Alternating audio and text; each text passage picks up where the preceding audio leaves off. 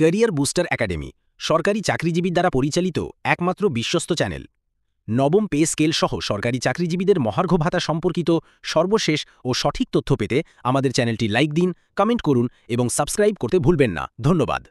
সোমবার বিকেলে সচিবালয়, অর্থ মন্ত্রণালয়, পে কমিশনের সভাপতি, সাবেক অর্থ সচিব ও পল্লী কর্মসহায়ক ফাউন্ডেশনের চেয়ারম্যান জাকির আহমেদ খানের নেতৃত্বে কমিশনের প্রতিনিধি দল অর্থ উপদেষ্টার সঙ্গে দেখা করেন।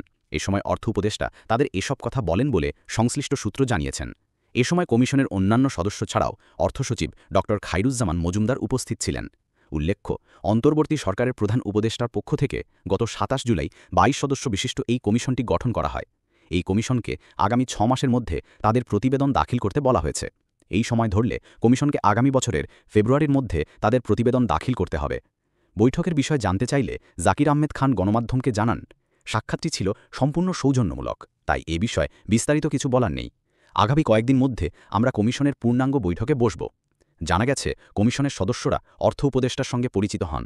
এই সময় কমিশনের সভাপতি জাকির আহমেদ খান বলেন, কয়েকদিনের মধ্যে কমিশনের আনুষ্ঠানিক কাজ শুরু করা হবে। তারা চেষ্টা করবেন আন্তরিকতার সঙ্গে প্রতিবেদন তৈরি করার। নতুন এই কমিশন সরকারি, আধা সরকারি, স্বায়ত্তশাসিত প্রতিষ্ঠান, রাষ্ট্রায়ত্ত ব্যাংক ও অর্থলগ্নি প্রতিষ্ঠান, সরকারি মঞ্জুরিপ্রাপ্ত বিশ্ববিদ্যালয় ও রাষ্ট্রায়ত্ত শিল্প প্রতিষ্ঠানসমূহের কর্মকর্তা ও কর্মচারীদের জন্য নতুন বেতন কাঠামো সুপারিশ করবে। এই কমিশন বিদ্যমান বেতন, ভাতা ও অন্যান্য সুবিধা পর্যালোচনা করে সুপারিশমালা জমা দেবে। কমিশনের প্রথম সভা অনুষ্ঠিত হওয়ার তারিখ থেকে ৬ মাসের মধ্যে সরকারের কাছে এই সুপারিশমালা জমা দিতে হবে। সরকারি চাকরি আইন ২০১৮ ধারা ১৫ দেওয়া ক্ষমতা বলে জাতীয় বেতন স্কেলের আওতাভুক্ত প্রজাতন্ত্রের সব শ্রেণীর কর্মকর্তা ও কর্মচারীদের জন্য জাতীয় বেতন কমিশন ২০২৫ গঠন করা হয়। সভাপতি পূর্ণকালীন সাবেক অর্থ সচিব জাকির আহমেদ খান।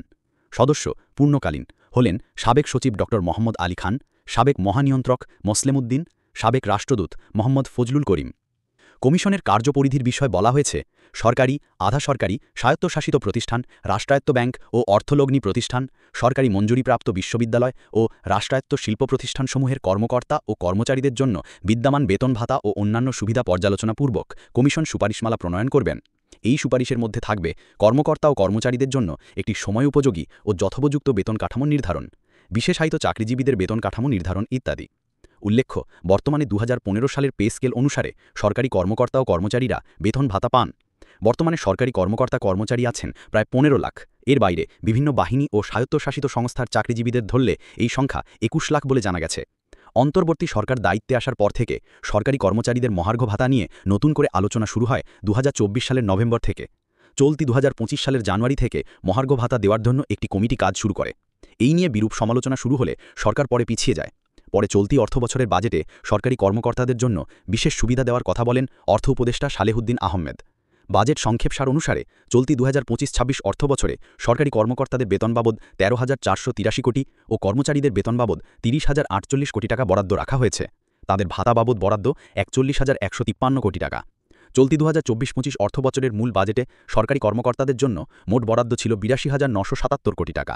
সেই হিসেবে বেড়েছে ১,০৭০ কোটি টাকা।